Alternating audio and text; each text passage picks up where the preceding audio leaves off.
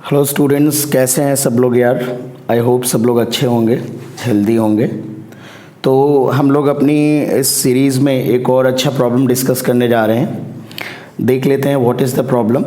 तो प्रॉब्लम कुछ इस तरह से है। A light rigid tube is welded along a diameter of a uniform cylindrical pipe of mass capital M and radius small r. एक pipe है बेटा और उसके डायमीटर के अलॉन्ग, ठीक है, अभी हम डायग्राम देखेंगे तो डायमीटर के अलॉन्ग एक ट्यूब फिक्स कर दी गई है। A bead of mass m connected by two identical light springs. दो मासलेस स्प्रिंग हैं, उनसे एक बीड कनेक्ट कर दी गई है। दोनों का स्प्रिंग कांस्टेंट k है, which can slide inside the tube. Tube के अंदर स्लाइड कर सकती है, ठीक है। आप देख लीजिए एक बार डायग्राम। एक बड़ा सा पाइप है जो ग्राउंड पे रखा है, उसमें ये एक डायमीटर के अलॉन्ग ट्यूब है। ट्यूब के अंदर ये बीड है जो दो स्प्रिंग से कनेक्टेड है। दोनों का स्प्रिंग कांस्टेंट k है और पाइप का रेडियस r है, ठीक है। तो आगे क्वेश्चन देख लेते हैं क्या है। तो दोनों का स्प्रिंग कांस्टेंट k है, that can slide inside the tube. Other ends of the springs are connected to the pipe. जो आउटर एंड्स हैं दोनों स्प्रिंग के वो एक पाइप से कनेक्टेड हैं, ठीक है, रिजिडली कनेक्टेड है, connected to the pipe as shown in figure. The pipe is held motionless on a horizontal floor. पूरा का पूरा सेटअप मोशनलेस है, हॉरिजॉन्टल फ्लोर पे रखा है। The bead is pulled aside at a by a distance x from the centre. जो बीच में बीड पहले की सेंटर पे थी उसे x मूवमेंट दिया जाता है, एक तरफ x पुल कर लिया जाता है। फिर from the centre of the pipe and then the pipe and bead both are released. फिर दोनों को साइमल्टेनियसली, दोनों को, पाइप और बीड को, दोनों को छोड़ दिया जाता है। If the cylinder rolls without slipping on the ground, pure rolling होने लगती है, rolls without slipping, find out acceleration of centre immediately after the system is released. Pipe के सेंटर का एक्सेलरेशन बताना है। तो ये पूरा डायग्राम है, इसमें समझ लीजिए आप क्वेश्चन को। ये आपका एक पाइप है और इसके डायमीटर के अलॉन्ग एक ट्यूब है जो कि रिजिडली उसकी वेल्डिंग करी गई है। सेंटर पे पहले बीड रहा होगा, फिर इस बीड को, और दोनों स्प्रिंग अपनी नेचुरल लेंथ पे थे, अनस्ट्रेच्ड स्प्रिंग हैं, दोनों मासलेस हैं। फिर बेटा इस मास को हमने इधर की तरफ x हमने डिस्प्लेस किया है ना, pulled aside by a distance x। तो मान लिया let us suppose x towards left हमने इसको मूव कराया, जिससे ये स्प्रिंग कंप्रेस हो गई होगी और ये एलोंगेशन हो गया होगा। इन दोनों का एक एंड यहाँ पे पाइप से जुड़ा हुआ है और ये पूरा रफ ग्राउंड पे रखा है। तो जब इसको छोड़ देते हैं यहाँ पे पुल करके और हम पाइप को भी रिलीज कर देते हैं तो ये इसके अलॉन्ग इस डायरेक्शन में मूव करेगी और ये हमारा जो पाइप होगा हम देखेंगे कि अभी समझेंगे एंटी क्लॉकवाइज डायरेक्शन में टुवर्ड्स लेफ्ट रोलिंग करना शुरू करेगा। और ये दिया गया है कि ग्राउंड पे ये प्योर रोलिंग कर रहा है, there is no relative slipping on the ground. तो हमें सेंटर का एक्सेलरेशन बताना है, पाइप के सेंटर का एक्सेलरेशन बताना है। तो एक नई शीट पे हम इस प्रॉब्लम को सॉल्व करने जा रहे हैं। सबसे पहले क्या करेंगे हम बच्चों, फ्री बॉडी डायग्राम बनाएंगे, ठीक है। फ्री बॉडी डायग्राम बनाएंगे और देखेंगे कि फ्री बॉडी डायग्राम बना के कि हम किस तरह से न्यूटन की इक्वेशंस और क्या क्या अप्लाई कर सकते हैं। तो सबसे पहले बच्चों मान लेते हैं ये हमारे पास एक पाइप था बेटा, ये पाइप है और उस पर ये ट्यूब है हमारी और एक बीड है, छोटा सा पार्टिकल टाइप समझ लीजिए, दोनों स्प्रिंग से अटैच्ड है। अब बेटा सेंटर से x हमने लेफ्ट डायरेक्शन में उसको लाए हैं, तो आप ऐसे समझ लीजिए कि ये स्प्रिंग कंप्रेस हुआ होगा तो ये टुवर्ड्स राइट फोर्स लगाएगा। अगर मैं बीड का यहाँ फ्री बॉडी डायग्राम बनाऊँ तो लेफ्ट वाला स्प्रिंग कंप्रेस है तो एक्सपेंड करने की कोशिश करेगा इस तरह से, तो इस तरह से फोर्स लगाएगा और ये x खिंचा हुआ है तो ये सिकुड़ने की कोशिश करेगा तो अपनी तरफ पुल करेगा। तो दोनों फोर्सेस स्प्रिंग के सेम डायरेक्शन में लगेंगे और ये एक mg लगेगा बीड पे और एक ट्यूब से एक नॉर्मल रिएक्शन लगेगा इस तरह से। तो ये तो फोर्सेस है। अभी हम एक्सेलरेशन की बात भी करेंगे और चूंकि आपने टुवर्ड्स लेफ्ट मूव कराया है तो नो डाउट एक हॉरिजॉन्टल एक्सेलरेशन होगा। Late us suppose this horizontal acceleration is ax। मान लेते हैं ये हॉरिजॉन्टल एक्सेलरेशन ax है। अच्छा, अगर हम पाइप का फ्री बॉडी डायग्राम बनाए, पाइप और ट्यूब चूंकि मासलेस है तो पाइप प्लस ट्यूब पूरा एक सिस्टम मान लेते हैं। तो पाइप प्लस ट्यूब अगर एक सिस्टम मान लेंगे तो देखिए डायमीटर के अलॉन्ग ये हमने बेटा ट्यूब को फिक्स कर रखा है और यहाँ पे मान लेते हैं इस सेंटर से x डिस्टेंस पे यहाँ पे हमारी बीड जो है वो थी। तो यहाँ पे एक नॉर्मल रिएक्शन अप्लाई कर रही होगी बीड, जो कि बीड पे ऊपर की तरफ लग रहा है, तो एक नॉर्मल रिएक्शन होगा, n मान लेते हैं। यहाँ से जो पाइप का कैपिटल mg वेट होगा, यहाँ से एक नॉर्मल रिएक्शन पास होगा, रिजिड बॉडी मान रहे हैं, तो यहाँ से एक नॉर्मल रिएक्शन हमारा लगेगा पाइप पे। और चूंकि ये स्प्रिंग यहाँ पे अटैच थी, तो एक ये चूंकि कंप्रेस है स्प्रिंग, तो ये वाली स्प्रिंग इस तरह से पुश कर रही होगी वॉल को, कंप्रेस है तो पुशिंग नेचर का फोर्स होगा। और अगर एलोंगेटेड है स्प्रिंग आपकी, तो सिकुड़ने की कोशिश करेगी, दोनों साइड से जो सपोर्ट होते हैं उनको पुल करती है, फिर वो पुलिंग टाइप का फोर्स हो जाता है। तो यहाँ पे ये वाली स्प्रिंग पुल कर रही होगी, तो दोनों फोर्सेस सेम डायरेक्शन में आएंगे। और चूंकि ये बॉडी आप देख सकते हैं सेंटर के अबाउट नॉर्मल का टॉर्क क्लॉकवाइज आएगा, तो कहीं ना कहीं ये क्लॉकवाइज डायरेक्शन में रोल करने की कोशिश करेगी, तो टुवर्ड्स लेफ्ट आएगी, तो टुवर्ड्स लेफ्ट। और या ये 2kx फोर्स भी आप देख रहे हो, ये इसको लेफ्ट डायरेक्शन में लाएंगे। तो फ्रिक्शन की डायरेक्शन में मान लेता हूँ कि पीछे की तरफ लग रहा है।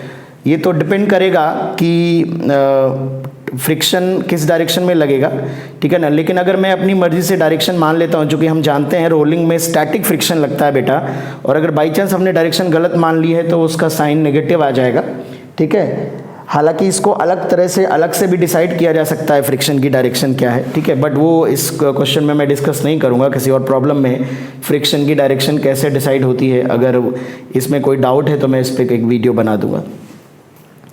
तो चलिए हम लोग देखते हैं। अब हम लोग अगर इसका रोलिंग हो रही है टुवर्ड्स लेफ्ट, तो इसके पास जो इसका सेंटर के पास एक एक्सेलरेशन होगा, वो टुवर्ड्स लेफ्ट डायरेक्शन में होगा।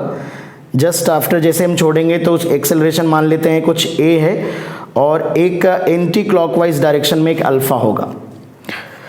अच्छा, इस ब्लॉक के लिए अगर हम देखें तो चूंकि ये ब्लॉक यहाँ पे रखा है, तो जैसे ये बॉडी जब रोल करेगी ग्राउंड पे, ठीक है, और ये रोल करने के लिए एंटी क्लॉकवाइज मूव करेगी, तो इस पॉइंट की ब्लॉक की जो इनिशियल टेंडेंसी है मोशन की, वो डाउनवर्ड होगी, क्योंकि भाई टुवर्ड्स राइट तो मूव करेगा due to spring forces, but ये चूंकि मूव कर रहा है, तो ये जो पॉइंट होगा ट्यूब का, ये इसका एक डाउनवर्ड एक्सेलरेशन भी होगा, तो उसकी वजह से ये इसके पास एक वर्टिकल एक्सेलरेशन भी होगा अब पार्टिकल के पास। तो अगर आप देखेंगे इस ट्यूब का डाउनवर्ड एक्सेलरेशन कितना होगा, तो बहुत आसानी से बता सकते हैं। ये ट्यूब हमारे इस रिजिड बॉडी का हिस्सा है, तो इस पॉइंट की अगर हम बात करें तो यहाँ से डिस्टेंस x है, तो एक एक्सेलरेशन होगा x अल्फा, ठीक है, टेंजेंशियल होगा, ये रेडियस के परपेंडिकुलर होगा, x रेडियस के परपेंडिकुलर। एक x ओमेगा स्क्वायर होता है इधर की तरफ, बट वो अभी ओमेगा है नहीं, तो जीरो होगा। मैं सिर्फ इस ट्यूब के इस पॉइंट का एक्सेलरेशन बता रहा हूँ, और एक एक्सेलरेशन इधर की तरफ होगा। ये ट्यूब के इस पॉइंट का एक्सेलरेशन है x अल्फा, और a का रिजल्टेंट होगा बेटा। बट यहाँ पे जो हमारी बीड रखी हुई थी वो इसके कॉन्टैक्ट में थी, इस डायरेक्शन में तो कोई यहाँ पे वेल्डिंग तो है नहीं पार्टिकल का। अगर वेल्डिंग होता तो हम कह देते कि उसका एक्सेलरेशन भी सेम होगा, बट ये ट्यूब के कांटेक्ट में ज़रूर है पार्टिकल, तो वी कैन से कि अगर ये इस सरफेस के कांटेक्ट में है, तो नॉर्मल कंस्ट्रेंट बच्चों हम लोग पढ़ते हैं कि अगर एक बॉडी एक सरफेस के रेगुलर कांटेक्ट में है, तो सरफेस के परपेंडिकुलर डायरेक्शन में वेलोसिटी के कंपोनेंट जो परपेंडिकुलर डायरेक्शंस में वेलोसिटी आती है, एक्सेलरेशन आते हैं, वो इक्वल होते हैं। तो इस ट्यूब के परपेंडिकुलर मतलब वर्टिकल डायरेक्शन में, तो जो इसका एक्सेलरेशन वर्टिकल डायरेक्शन में आएगा a y, that will be x alpha, उसकी वैल्यू एक्स अल्फा होगी। आर अल्फा की बात कर रहे हैं, जो डिस्टेंस हो जाएगी सेंटर से वो एक्स के बराबर हो जाएगी। तो ये पूरी तरह से हमने समझा है कि चीज़ें कैसे हो रही हैं, फ्रेम किया है क्वेश्चन को, ठीक है। तो चलिए अब हम इक्वेशंस अप्लाई करना शुरू करते हैं। तो सबसे पहले इस बॉडी के लिए अगर हम देखें तो एक हॉरिजॉन्टल डायरेक्शन में इक्वेशन आएगी। न्यूटन्स लॉ जब बॉडी के लिए लगाते हैं तो हम अप्लाई करते हैं, simple F equal to ma नहीं होता है बॉडी के लिए, ठीक है ना, वो पार्टिकल के लिए बच्चों होता है। बॉडी के लिए होता है net external force equal to mass into acceleration of centre of mass, ठीक है ना। तो हॉरिजॉन्टल डायरेक्शन में 2kx फोर्स लग रहा है, माइनस Fr लग रहा है, इक्वल टू कैपिटल ma। ये फर्स्ट इक्वेशन हो जाएगी बेटा, ठीक है, कैपिटल ma। सेकेंड इक्वेशन अगर हम देखें y डायरेक्शन में, अगर सेकेंड इक्वेशन अप्लाई करेंगे तो y डायरेक्शन में सेकेंड इक्वेशन में यहाँ लिख देता हूँ, वर्टिकल फोर्स लग रहा है r ऊपर की तरफ और नीचे की तरफ लग रहा है mg। तो सेंटर का जो r इक्वल टू हो जाएगा n प्लस mg, ठीक है। और वर्टिकल डायरेक्शन में सेंटर ऑफ मास के पास, ये जो सेंटर ऑफ मास, क्योंकि ट्यूब का कोई मास है नहीं तो इसके पास कोई एक्सेलरेशन नहीं होगा, ठीक है ना। बट इसकी ज़रूरत हमें नहीं पड़ने वाली है, तो ये इक्वेशन हम नहीं लगा रहे हैं, ठीक है ना, क्योंकि अगर जब तक आर नहीं पूछेगा तब तक इसकी ज़रूरत मुझे नहीं लगता कि पड़ेगी। तो अभी इसको मैं साइड से लिख दे रहा हूँ, ठीक है। तो एक हम इसका सेंटर ऑफ मास के अबाउट अप्लाई कर लेते हैं, torque equal to I alpha, Newton second law for rotation भी कह सकते हैं आप। तो torque equal to I alpha apply करेंगे, जैसा कि हम लोग एक लास्ट कुछ वीडियोस में डिस्कस कर चुके हैं कि अगर बॉडी का प्योर रोटेशन नहीं हो रहा है, there is no hinge axis, तो हमेशा आप सेंटर ऑफ मास से पास होने वाली एक्सिस के अबाउट अप्लाई करेंगे, ओके। तो centre of mass say about पास होने वाली एक्सिस पे एक mg फोर्स वहीं से पास हो रहा है, kx दोनों यहीं से पास हो रहे हैं, नॉर्मल भी वहीं से पास हो रहा है, सिर्फ ये नॉर्मल है जिसका टॉर्क आएगा और फ्रिक्शन का टॉर्क आएगा। तो इसका भी एंटी क्लॉकवाइज टॉर्क आएगा, इसका भी एंटी क्लॉकवाइज आएगा। तो n into x anti clockwise torque plus friction into r anti clockwise torque, और चूंकि ये हॉलो पाइप है तो रिंग वाला मोमेंट ऑफ इनर्शिया आ जाएगा अबाउट दिस एक्सिस, तो that is m r square into alpha. तो ये बच्चों सेकेंड इक्वेशन हो जाएगी, it is Newton second law या torque equal to I alpha about an axis passing through centre of mass of the pipe. Okay बच्चों, अब हम इस पार्टिकल के लिए बात करते हैं। एक कंडीशन ऑफ रोलिंग भी कह सकते हैं, ग्राउंड पे रोलिंग हो रही है, तो ग्राउंड पे अगर रोलिंग हो रही है, इधर की तरफ एक्सेलरेशन ए है, ये अल्फा है, तो इस पॉइंट का अगर देखें तो नेट एक्सेलरेशन इन तीन वेक्टर का रिजल्टेंट होगा, ए आर अल्फा और ये आर ओमेगा स्क्वायर होता है। ओमेगा तो है नहीं और इसका रोल वैसे भी कंडीशन ऑफ रोलिंग में नहीं आता, और ओमेगा है भी नहीं, भी इसकी जरूरत नहीं पड़ेगी। बट अगर स्लिप नहीं करना है तो इस डायरेक्शन में कोई एक्सेलरेशन नहीं होना चाहिए, तो ए इक्वल टू आर अल्फा, सब लोग जानते हैं ये कंडीशन ऑफ रोलिंग होती है, ए इक्वल टू आर अल्फा। तो ये थर्ड इक्वेशन बच्चों हो जाएगी। तो इसके बाद चूंकि हमें ए कैलकुलेट करना है, हमसे ए पूछा गया है, और अगर हम देखें तो हमारे पास तीन इक्वेशन है और वेरिएबल चार हैं, नॉर्मल है एक वेरिएबल, एक फ्रिक्शन है, एक अल्फा है और एक ए है, चार वेरिएबल हैं। तो एक इक्वेशन और चाहिए, बट वेरिएबल नहीं बढ़ना चाहिए। अगर ये इक्वेशन काउंट कर लेंगे तो एक आर एक्स्ट्रा वेरिएबल हो जाएगा, चार इक्वेशन पांच वेरिएबल हो जाएंगे। तो इस ब्लॉक के लिए हमने अभी तक एक भी इक्वेशन नहीं लिखी है, तो हमारा टारगेट ए कैलकुलेट करना है। तो अगर हमें सिर्फ एक इक्वेशन और मिल जाए without including any extra variable, तो हमारा आंसर आ जाएगा। तो बच्चों इसके लिए देखते हैं, अगर मैं y में अप्लाई करूंगा तो mg minus n is equal to आ जाएगा m small m into a y की वैल्यू x अल्फा है, तो सीधे सीधे वही लिख देता हूं। तो अब देखिए मैंने यहाँ पर नॉर्मल है, अल्फा है, ऑलरेडी यहाँ पे था, कोई वेरिएबल नहीं है, तो यहाँ पे मैंने वेरिएबल नहीं बढ़ाया है, बट इक्वेशन जरूर बढ़ गई है। अगर आप x डायरेक्शन में इक्वेशन अप्लाई करेंगे तो उससे ax एक एक्स्ट्रा वेरिएबल आ जाएगा, और चूंकि ब्लॉक का हॉरिजॉन्टल एक्सेलरेशन हमसे नहीं पूछा गया है, तो we will not apply that equation along x axis for the particle for the bead. Okay, तो अब इन चार इक्वेशन को बस बच्चों सॉल्व करना है, सिंपल मैथमेटिक्स है, वो मुझे उम्मीद है कि आप कर सकते हैं। फिर भी कई बार इक्वेशन को सॉल्व करना अपने आप में एक आर्ट हो जाती है। तो देखिए पहले दो इक्वेशन में हम फ्रिक्शन एलिमिनेट कर देते हैं, तो सेकंड इक्वेशन में मैं r से डिवाइड कर दे रहा हूं और फिर इसके साथ जोड़ दे रहा हूं। तो चलिए मैं पहले फर्स्ट इक्वेशन कॉपी कर ले रहा हूं कैपिटल ए में, और इसमें मैं r से डिवाइड कर दे रहा हूं nx divide by r plus friction small m r alpha. ठीक है, r से डिवाइड किया है तो ये सॉरी कैपिटल m ही है, ये r अल्फा की वैल्यू a है बेटा, तो this is equal to capital m है। ठीक है, कैपिटल ए में हो जाएगा। जोड़ देते हैं इन दोनों इक्वेशन को, तो देखिए फ्रिक्शन से फ्रिक्शन कैंसिल आउट हो जाएगा, it is 2kx plus nx divided by r equal to 2ma। इसे मैं कुछ इक्वेशन नंबर 5 मान लेता हूं। ठीक है, तो अब आप ये देखिए कि अगर मैं नॉर्मल की वैल्यू कैलकुलेट करके यहां पे पुट कर दूं तो फिर ये हमें a की वैल्यू आ जाएगी। तो नॉर्मल की वैल्यू मैं यहां से पुट कर दे रहा हूं, इस इक्वेशन से पुट कर दे रहा हूं, तो 2kx plus x divide by r, और नॉर्मल की वैल्यू यहां से आएगी small mg minus small mx alpha, और अल्फा की वैल्यू मैं लिख सकता हूं a बाई r लिख सकता हूं अल्फा को। ओके, यहां से नॉर्मल की वैल्यू मैंने यहां पुट कर दी है इक्वल टू 2ma।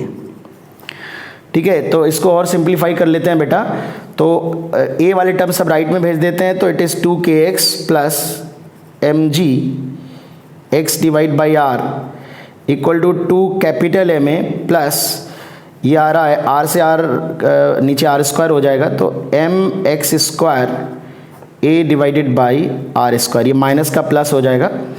तो यहाँ से अगर आप देखेंगे तो ये x कॉमन आ रहा है, ठीक है, और ये आ रहा है 2kr plus mg divide by r equal to a common आ रहा है, it is 2mr square plus mx square divided by r square.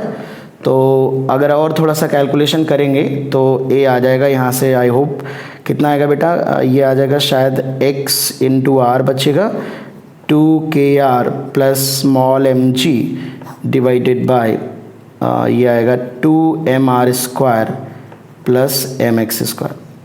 तो this is the answer for the acceleration of the centre of cylinder. ठीक है बेटा, तो बस कुछ नहीं होता है, ऐसे अच्छे क्वेश्चंस में, बड़े क्वेश्चन में आपको बहुत ही अच्छे से दिमाग लगा के शुरुआत में जब आप अप्रोच करेंगे तो बहुत ठंडे दिमाग से आप उसका फ्री बॉडी डायग्राम बनाएंगे, फिर आप इक्वेशंस के बारे में सोचेंगे तो क्वेश्चन फिर ब्रेक होने लगता है। अगर आप सिर्फ पढ़ने के बाद विचार करने लगेंगे, कई बार क्या होता है ना, फिजिक्स में आप पढ़ने के